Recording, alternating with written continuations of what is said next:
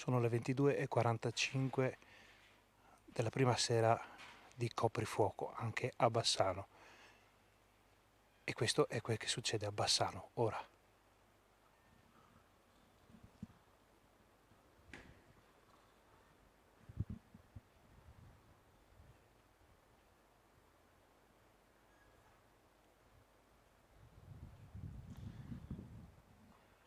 Qui dove in una serata come questa, in un venerdì sera qualsiasi, pullula di persone, di giovani, di gente che va nei bar, che va a mangiare, che fa una passeggiata, che scopre una città, che scopre il proprio tempo libero, e invece non c'è niente, non c'è nessuno, solo il rumore del vento.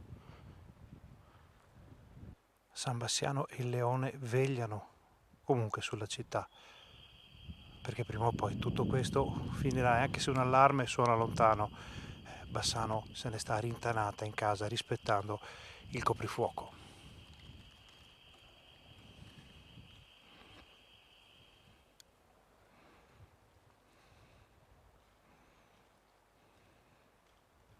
Piazzotto Montevecchio, i tavolini orfani degli avventori e silenziosi aspettano che sia la mattina successiva per poter rivedere almeno qualcuno per le colazioni, per gli aperitivi, per una risata, una chiacchiera in compagnia, quando tutto questo sarà finito.